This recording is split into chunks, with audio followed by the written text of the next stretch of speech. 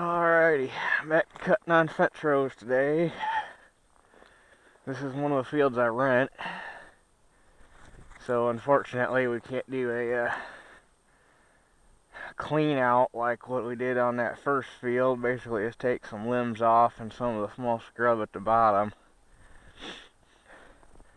Dad and I were actually over here Saturday and ran down that whole side. That was a long day. Actually, I should say it was a long day and only took us 5.5 hours, but if you cut on a fence row 5.5 hours non-stop, it feels like a long day. So, if it was up to me, I would have left all the big stuff that went in and all the little scraggly crap, just cut it out.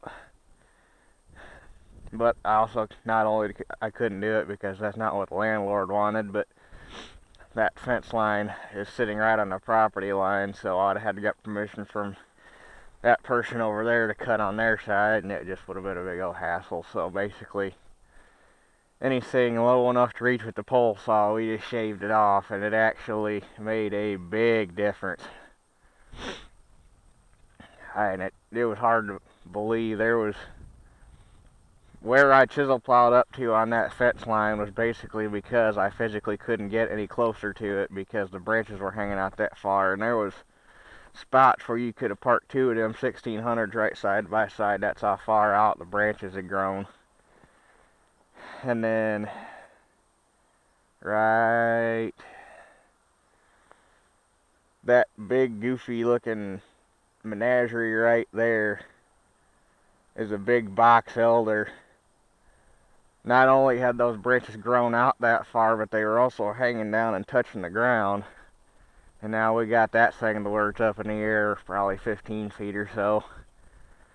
I'm going to talk to him and maybe see if I could actually just drop that whole tree, because it's still hanging way out over the field, and it's just a box elder, so it ain't worth nothing anyway. But this side's not going to be so bad because most of the trees are dead anyway. And I've only got to go right up to where where the weeds come out in the field, because I can't farm that spot because it's like quicksand. It's weird. The very first year I farmed this, I was out here with my 1955 and the stalk chopper, knocking the weeds down so I could chisel plow it. And on the first pass, I got back there to that back spot going along just fine, and then all of a sudden it was like falling off a wall. I sunk down. How I wasn't sitting on, or how that tractor climbed out of that hole, I don't know, because I thought for sure I was going to be stuck. I was down so far, it was robbing so much power, I had to shut the mower off to get enough power for that tractor to climb out of them holes.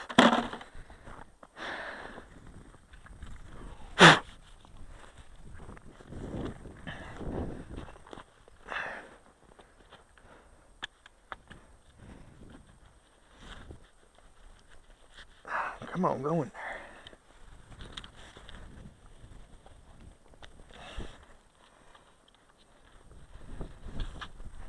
I think what I'm going to do is just go through and get everything cut, and then go through and ship, instead of cutting for a little while and shipping for a little while and cutting for a little while and shipping for a little while. It actually worked out good the other day with Dad here, because basically we started right there and cut well, that tree, and cut back to about that crab apple tree right there. And then he started chipping, and basically with the pole saw and my big saw, I could cut fast enough to stay ahead of him, and he just chipped the whole time and I cut the whole time, and we hammered right through it pretty quick. I never figured we'd get that whole thing done, just the two of us, but sure as shit we did.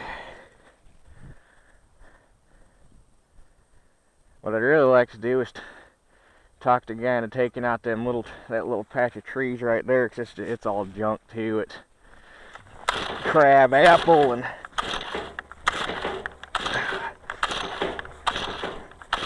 I had some hedge and some other just shitty, useless trees in there.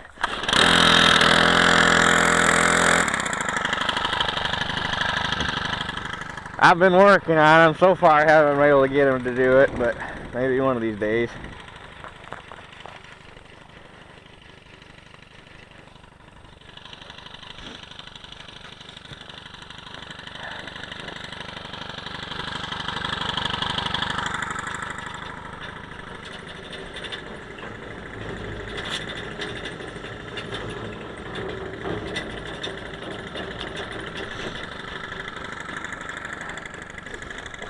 Had to go yesterday. I went to the steel dealer and bought a new chain for the little saw because the old one was wore down to the point where I couldn't sharpen it anymore for fear of making it kick back, because the shorter the teeth get on the chain, the greater your likelihood is that the saw will kick back on you. So got a new chain for that. Got a new chain for my big saw to replace. When I was still cutting on that first field, I had a chain actually break on me, and I like to keep two on hand for my big saw, so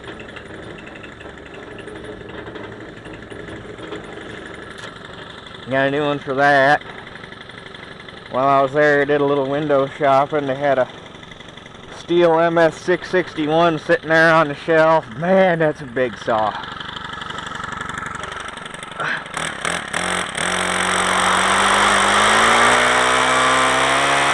And I don't know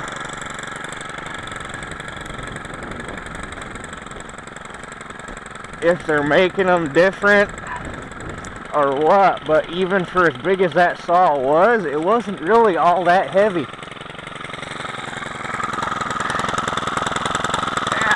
Nope. Can't quite reach it, damn it. I can't get that one.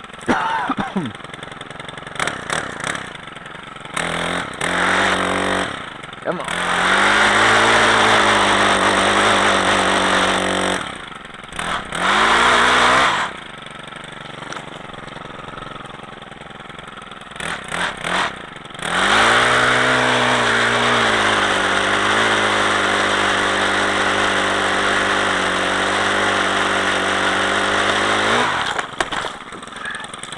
Thing is,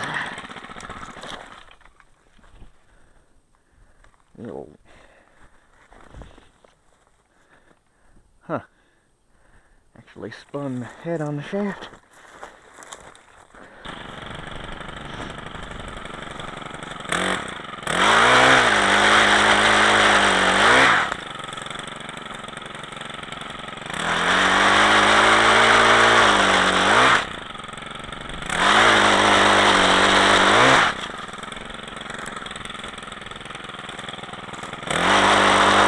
It's a beautiful morning outside.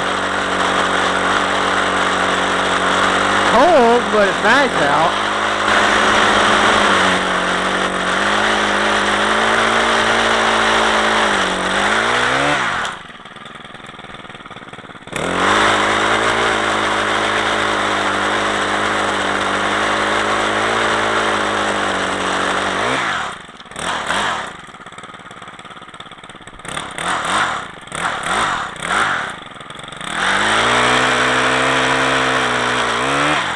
I hate them things. Stupid crab apple trees, get them thorns on them. It'll go through a work boot if you're not careful.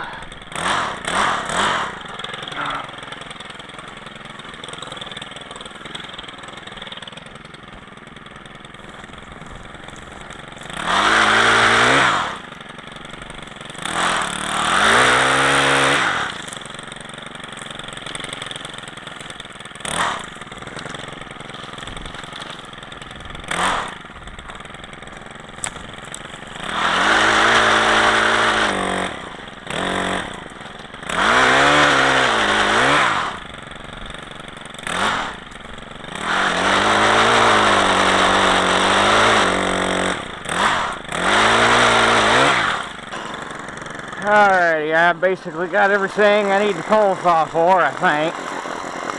So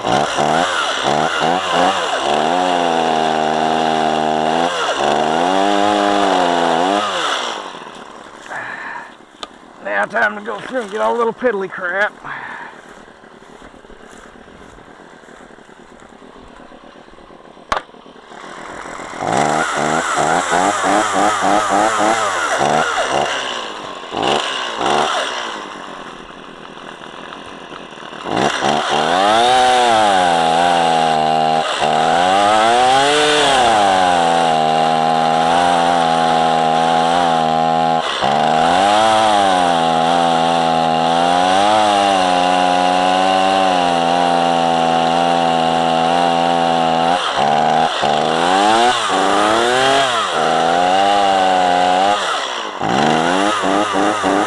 I think it's cold enough, my bar oil's dragging a little bit.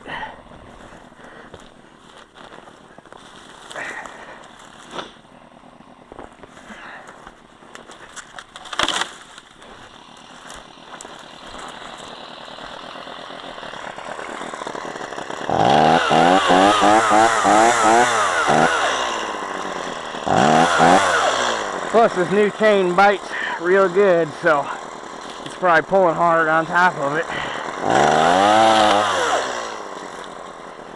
Stupid vine.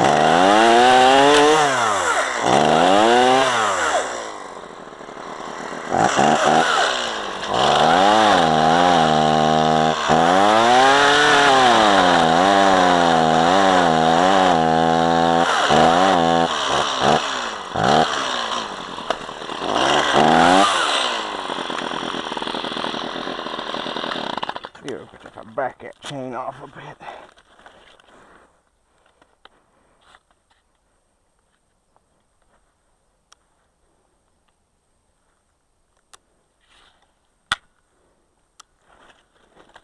Try that, see if it makes a difference.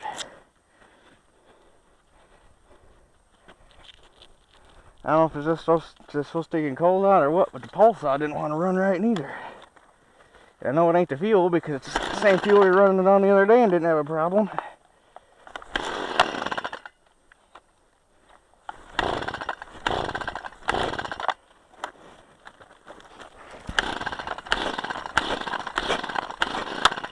Alright, you little prick.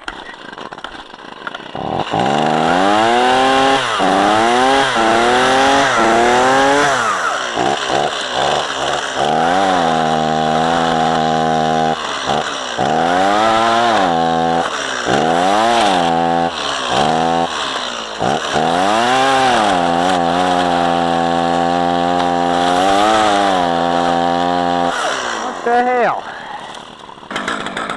Well, that sticking little saw got to where it wouldn't even pull itself anymore, so it's got to be the fuel. That's the only thing I ain't come up with in common with that and the pole saws. I just fueled them up when I started cutting here. My big saw's got half a tank in it. I'm not going to put any more in it until I know for sure that fuel's good or bad. So I guess about all I can do is cut till I run out of fuel in this.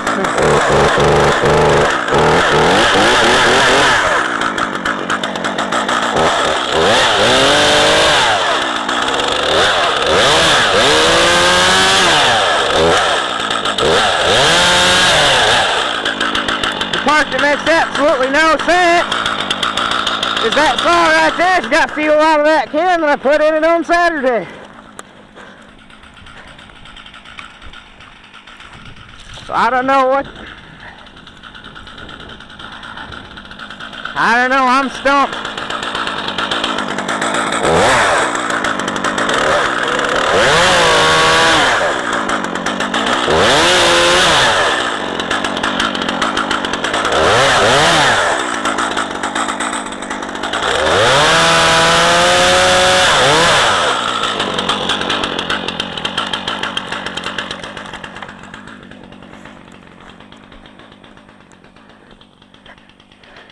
But not every day could go perfect, otherwise it wouldn't be farming.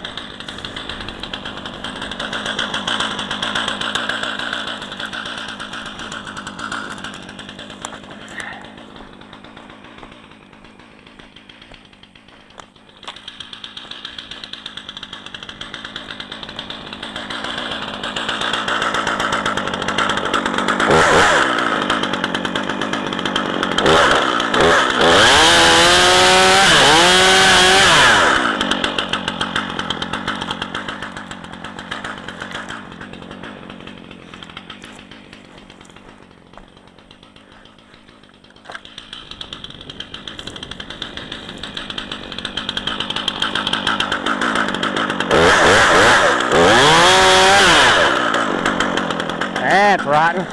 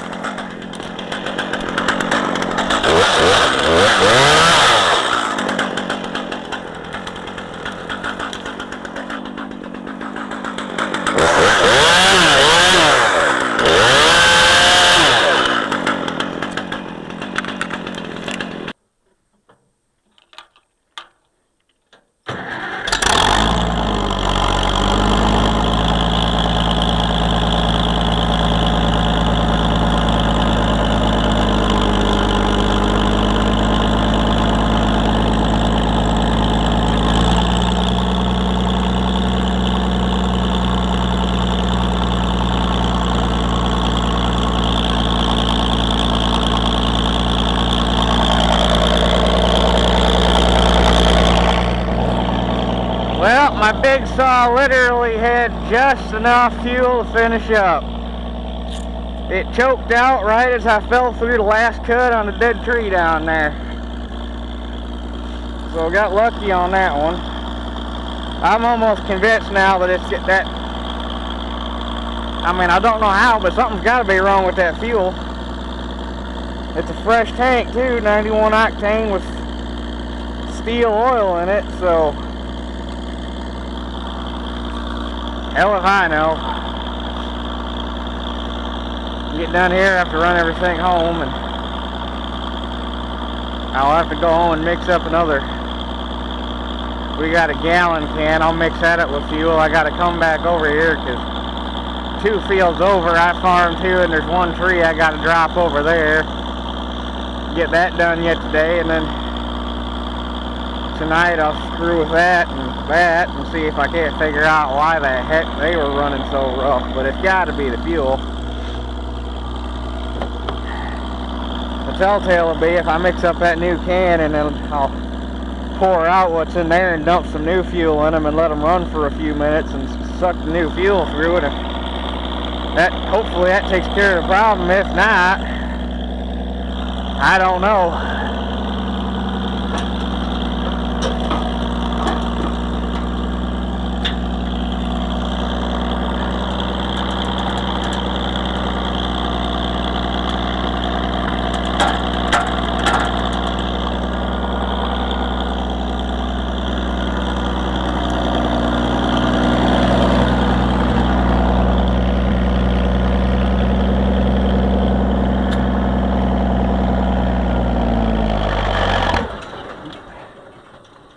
Dadgummit.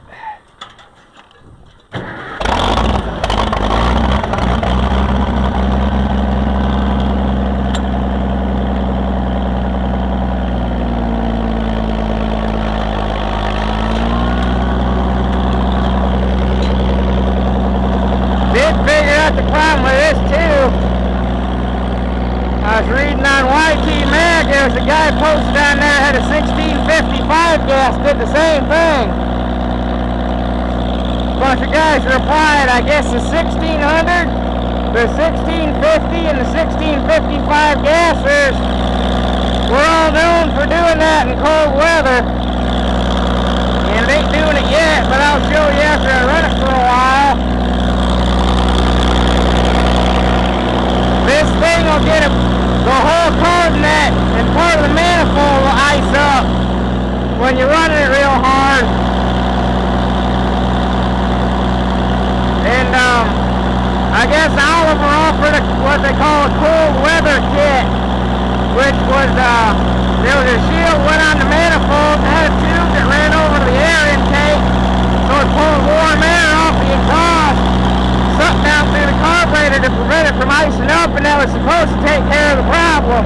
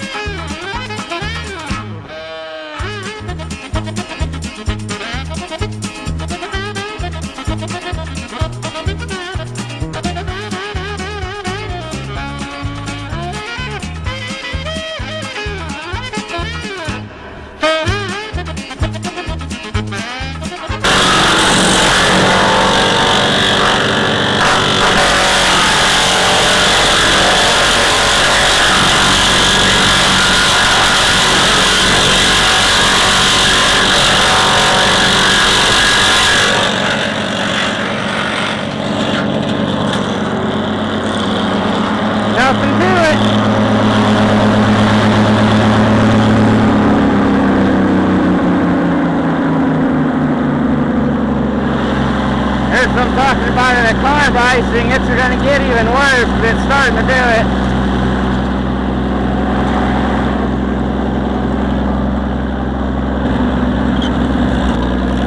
Well, I reckon another one down for the count. Best not go that way.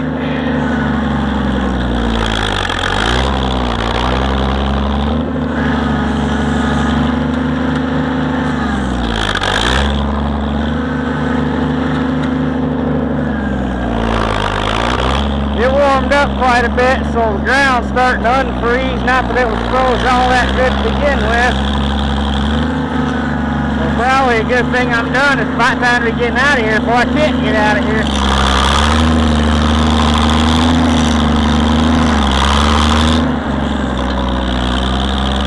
Well, there's the finished product. Way better than what it was before. This was literally all further over I could chisel plow because the branches were hanging too far down.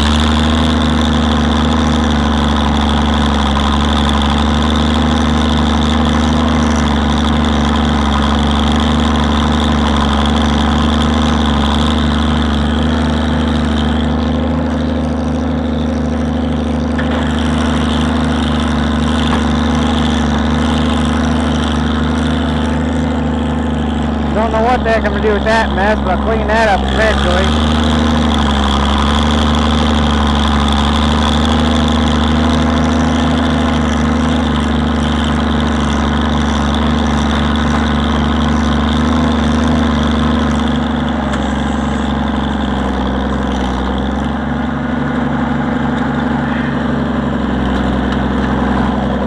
Definitely a little more spongy.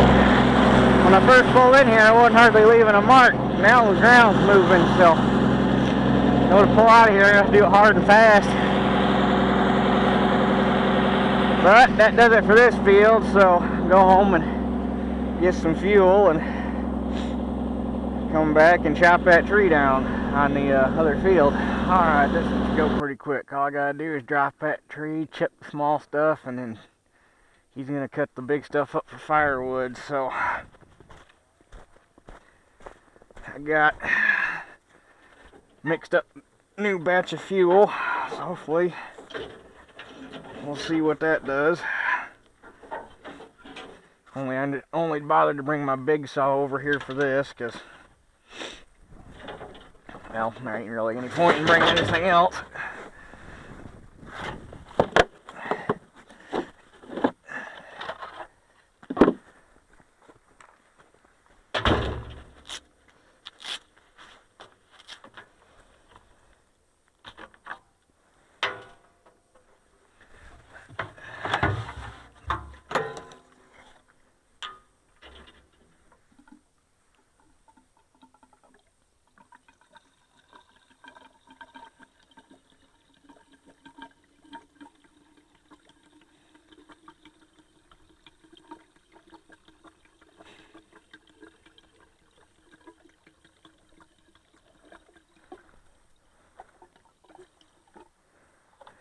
Another thing that makes this tree interesting is it does have to be right next to a set of power lines.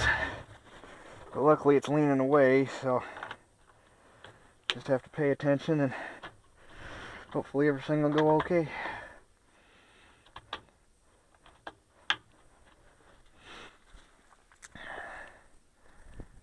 But it's leaning away pretty hard, so if I drop this tree on these power lines, I'm going to stop and take a picture of it because that's an accomplishment.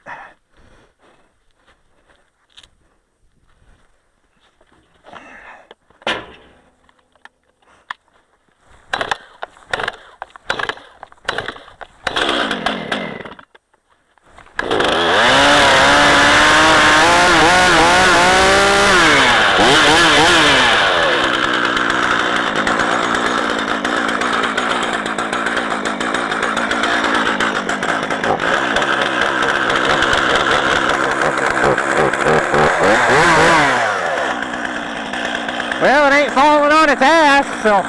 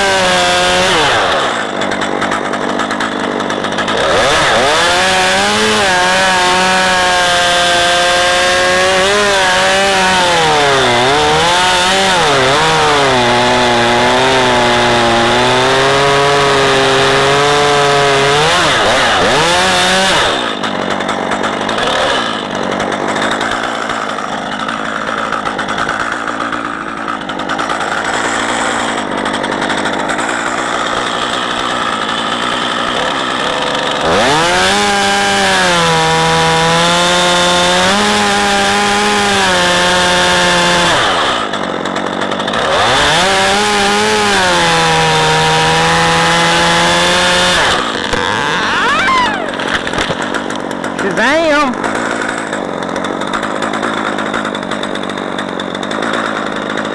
Not too bad. One thing I'm always bad at when it comes to cutting trees down is getting a nice level stump. You watch loggers do it, the guys that do it all the time, and man, they'll come in, wedge it, come into their back cut, and that sumbitch ends up perfectly flat. I wish I could do that.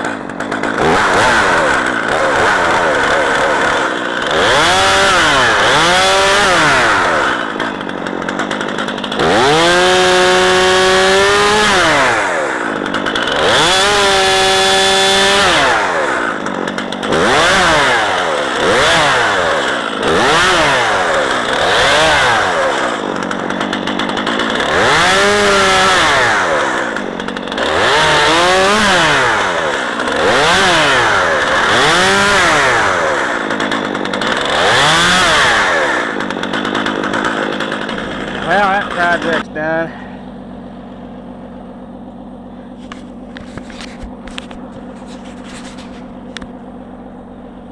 That stuff was about a bitch to try to chip.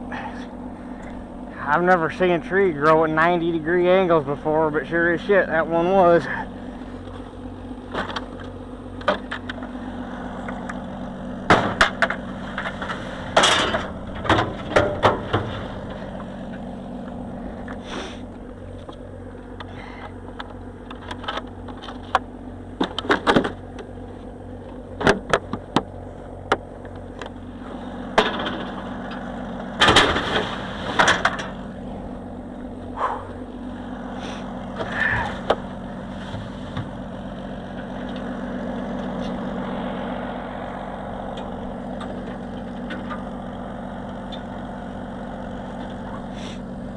Figured if I'm going down the road, I better stick a Bundy strap across here so nothing goes flying out the back.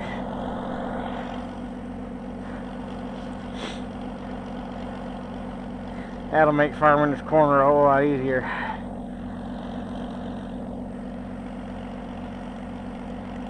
I should be able to square this field up now, because before I was chiseling out to here and I had point rows down in here, but now I bet I could shoot a straight line right up alongside that stump unless Danny gets it. Has the neighbor here has a excavation company. He's got a big Komatsu 200 that probably pop that stump out like it's nothing, but that one's going to be up to Danny to get it done. So I guess that does it for this one. We will catch you guys on the next one.